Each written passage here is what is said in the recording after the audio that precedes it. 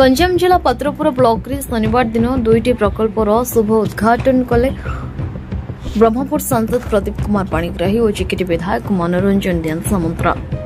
गंजाम जिला पात्रपुर ब्लॉक सुरंगी प्राथमिक स्वास्थ्य केन्द्र परिसर में शनिवार अपराह समय नूतन भाव निर्माण होता डे केयर सेंटर शुभ उद्घाटन करथिले।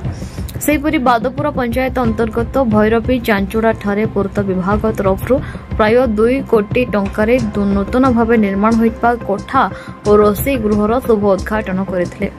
आज उद्घाटन कार्यक्रम में सांसद और विधायकों सहित पात्रपुर ब्लॉक अध्यक्षा वाई संयुक्ता रेड्डी, नारी नेत्री मीना दयान सामंतरा, पूर्त विभाग सहकारी निर्वाही जयंत्री स्वराज पाणिग्राही, अमूल्य नायकों समेत शताधिक बीजेपी कर्मी उपस्थित थे।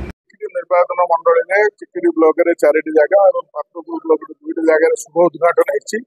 चिकिटी ब्लॉक रे सुमांडी सुरल पुटलिंगी मेडिकल गृह एवं चिकिटी ब्लॉक परिसर रे सुभद्रा शक्ति घर, से भाया पात्रपुर ब्लॉक रे सुरंगीर मेडिकल घर एवं ये जो भैरवी चांचड़ा मंदिर जो तार उन्नतीकरण होती तार समस्त जो कल्याण मंडप होती रोषेई घर होती तार शुभ उद्घाटन आज होती। तो नुआ सरकार आसवा पर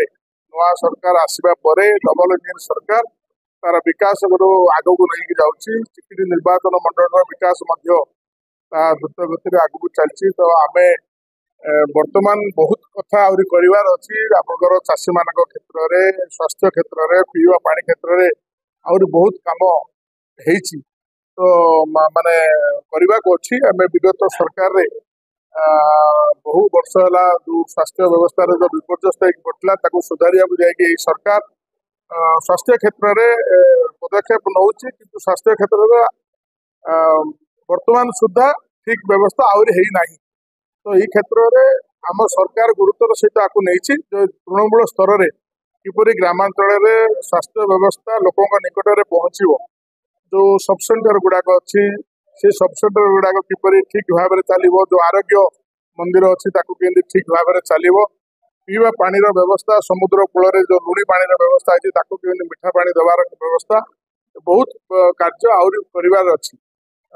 जलसेचन क्षेत्र में चाषी जमी को किपरि ठीक भाव में पानी मिल पुरिया साईर कथा कहतु कि बागलटीर तार जमी केनाल रक्षणाबेक्षण है तार व्यवस्था कहतु बाउदा निकट में बैरेज निर्माण कथा कहतु समस्त व्यवस्था आहरी आगू बहुत काम अच्छी। तो आज ये जो 6टी कार्यक्रम है कार्यक्रम द्वारा जो डबल इंजिन सरकार जो विकास आगू को जाऊँगी निश्चित भाव में आहरी आगू त्वरान्वित हो।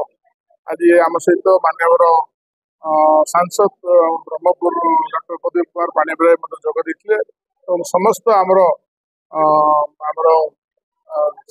पात्रपुर ब्लॉक अध्यक्ष आम सहित जोग देते, सहधर्मिणी मीना दयान सामंतरा और समस्त सरपंच समिति सभ्य समस्ते आम सहित जोग देते। तो आपण माध्यम अनुरोध रखुची समग्र लोक आम समस्ते मिलमिशी जो जहाँ असुविधा रही किपरि आगू को आणिकी तार केमती समाधान हो पार समस्ते मिलमिशिकी आमर चिकिटी शुभश्री प्रधान का रिपोर्ट न्यूज उपांत खबर।